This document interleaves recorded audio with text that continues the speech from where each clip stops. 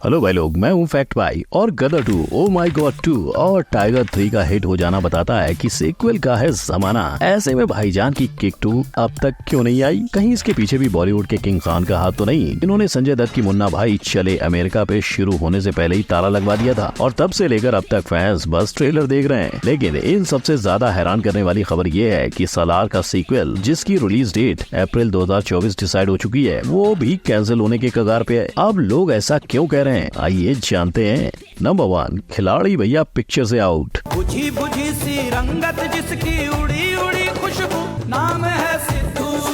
बुझी बुझी सी रंगत जिसकी उड़ी उड़ी खुशबू, सिद्धू नहीं अक्षय कुमार गई है। क्योंकि जब Chandni Chowk to China film flop हुई, उसने 80 करोड़ के बजट से सिर्फ 54 करोड़ की कमाई की, तो अक्षय का यही हाल था। और फिल्म गई तो गई, साथ में चांदनी चौक टू अफ्रीका यानी पार्ट 2 अपने साथ ले गई, जिसकी झलक हमने मूवी के एंड में देखी थी जब अफ्रीकन ने सिद्धू से मदद मांगी थी। इसी तरह 2009 में आई एक्शन फिल्म ब्लू का भी सीक्वल आसमान बनने वाला था, जिसमें एक्शन और एडवेंचर पानी से आसमान तक जाने वाला था। साथ ही कटरीना अक्षय का रोमांस भी दिखाई देता। पर डायरेक्टर के ये कहने के बावजूद कि ब्लू जितना ही बजट मिलेगा, फिल्म नहीं बनी और इसका रीजन ब्लू का फ्लॉप होना बताया गया। हालांकि गुप्त सूत्र इसकी वजह कुछ और बताते हैं, क्योंकि अक्षय कटरीना की जोड़ी जो इन फिल्मों में नजर आई थी, वो 2009-2010 में ये फिल्में करके ऐसी अलग हुई कि दोनों को एक साथ एक फिल्म में आने के लिए 10 साल लग गए। नंबर 2, सल्लू भाई के आगे कोई बोल सकता है क्या? नो एंट्री में एंट्री मारना सल्लू भाई से अच्छा कौन जानता है। पर आखिर अपनी multi starrer film No Entry का सीक्वल नो एंट्री में एंट्री से सलमान खान को ऐसी क्या ही अड़चन हुई कि उन्होंने इस फिल्म को बंद करवा दिया? वेल, भाईजान तो पार्ट 2 की तैयारी में इतने लगे थे कि उन्होंने अनीस बज़मी के साथ बैठकर स्क्रिप्ट तक फाइनल कर ली थी। और सहारा वन मोशन पिक्चर, जिसने पहली फिल्म के वक्त ही अपनी दुकान पे ताला लगा लिया था, उसकी भरपाई करके वो फिल्म के राइट्स खरीदने को तैयार थे। लेकिन भरपाई के पैसे उनकी उम्मीद से ज्यादा निकले और इस बात की गारंटी भी नहीं थी कि कल को कोई तीसरा फिल्म के राइट्स को लेकर बतंगड़ नहीं बनाएगा। तो बस भाईजान ने फिल्म ना बनाने का कमिटमेंट ले लिया। एक बार जो मैंने कमिटमेंट कर दी,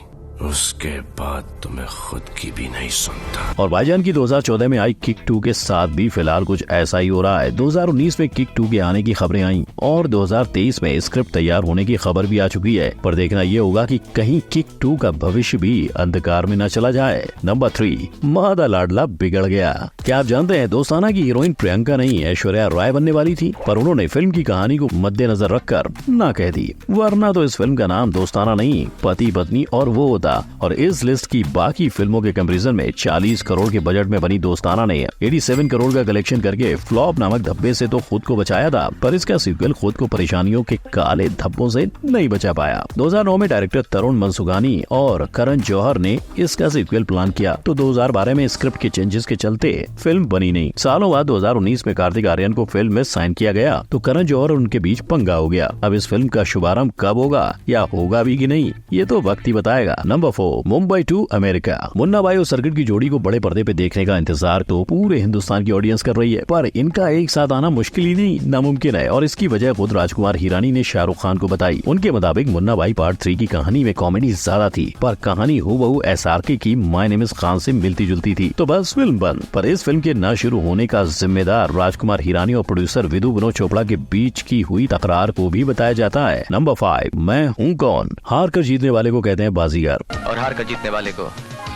बाजीगर कहते हैं। पर SRK रा 1 का सीक्वल बनाने की बाजी ऐसे हारे कि 12 साल बाद भी सीक्वल का पता ठिकाना नहीं है। पर ऐसा नहीं कि शाहरुख ये फिल्म बनाना नहीं चाहते थे। रावण को नेशनल अवार्ड मिलने के बाद उन्होंने इसके सीक्वल को जीवन का नाम भी दे डाला था। हालांकि जहां इंडस्ट्री में कई सीक्वल के पक्ष में थे, तो प्रोड्यूसर रमेश तौरानी और फिल्म मेकर राजकुमार गुप्ता जैसे लोगों का कहना था कि उस कहानी को सीक्वल में आगे बढ़ाना मुश्किल होगा, जो पहले ऑडियंस को अच्छी नहीं लगी। यानी सीक्वल बनने के चांसेस उतने ही ज्यादा है जितनी अमावस की रात को चांद दिखने के। पर आज ये डिबेट तो फैक्ट भाई खत्म ही करेगा कि रावण हिट थी या फ्लॉप। तो भाई लोग, आई थिंक 120-125 करोड़ तक ये फिल्म हो जाएगी। I think that will be the cost of the film. Film को बनाने में 120 से 125 करोड़ लगे थे और इसका 200+ करोड़ बॉक्स ऑफिस कलेक्शन होना मतलब पिक्चर फ्लॉप तो नहीं है, राइट? नंबर 6, थिएटर पहुंचने से पहले ही गेम। कॉन्फिडेंस अच्छा है, पर ओवर कॉन्फिडेंस आपको कहीं का नहीं छोड़ता। और ओवर कॉन्फिडेंस का दूसरा नाम है रणबीर कपूर की जग्गा जासूस, जिसकी प्रमोशन के वक्त ही इसके सीक्वल का ऐलान हुआ था। और उसकी कहानी क्या होनी थी, रणवीर से ही सुनिए। जब जब हमने जगह जासूस प्लान की थी, हमने एक सीक्वल भी प्लान किया था। जैसे ये फिल्म में मैं अपने फादर को ढूंढ रहा हूँ, दूसरी फिल्म में मेरे पोते मुझे ढूंढेंगे।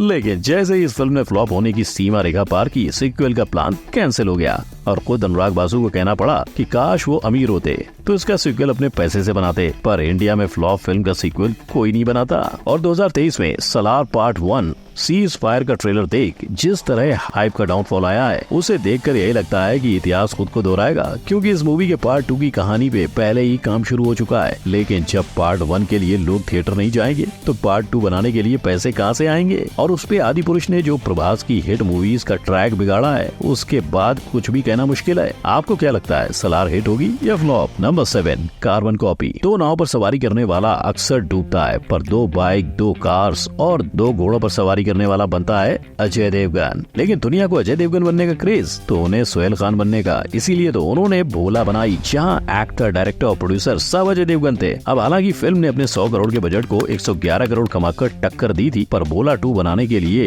ये काफी नहीं था, क्योंकि साउथ की जिस ओजी फिल्म कैथी का रीमेक अजय देवगन ने बनाया था, उसने सिर्फ 25 करोड़ के बजट में 110 करोड़ का कलेक्शन किया था। इससे बड़ा झटका ये है कि इनकी सन ऑफ सरदार तो हिट होकर भी सीक्वल नहीं बना पाई। कहा जा रहा था कि सीक्वल की कहानी सारागढ़ी की ऐतिहासिक लड़ाई पर बनी थी, पर काम शुरू होता उससे पहले अक्षय की केसरी फिल्म का अनाउंसमेंट हो गया। हालांकि इस फिल्म के बनने की खबर एक बार और सुर्खियों में है। नंबर 8, कब आएगा सीक्वल?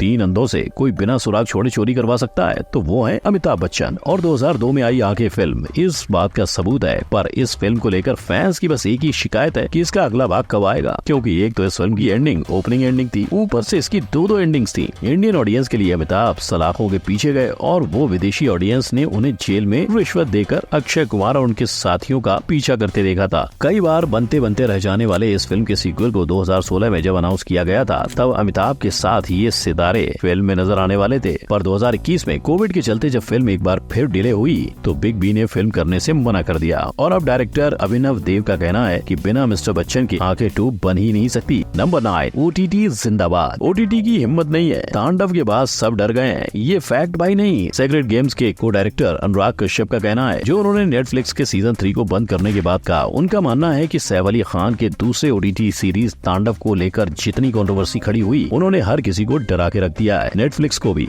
और जब तांडव के चलते सेक्रेट गेम ही नहीं, खुद उसका भी सीजन 2 ठप हो चुका है। पर सीजन 2 के इंतजार में तो मस्त राम के फैंस भी थे, लेकिन इस इरोटिक शो का सीजन 2 आना तो दूर की बात है, इसका पहला सीजन तक OTT प्लेटफॉर्म से हटाया गया है। तो भाई लोग, ये थे वो बॉलीवुड सीक्वल जिनके आने का इंतजार ऑडियंस आज भी करते नहीं थकती। पर ये सारे ही सीक्वल्स फिलहाल कैंसिल हो चुके हैं। इनमें से किस फिल्म का आप कर रहे थे बेसब्री से इंतजार? फैक्ट भाई को कमेंट में बताएं। और अगर आप देखना चाहते हैं कि आपके फेवरेट बॉलीवुड फिल्म्स किस कार्टून से इंस्पायर होकर बनी है, तो आई बटन पर क्लिक करें, वीडियो को लाइक, शेयर और सब्सक्राइब करें। फिर मिलेंगे। जय हिंद।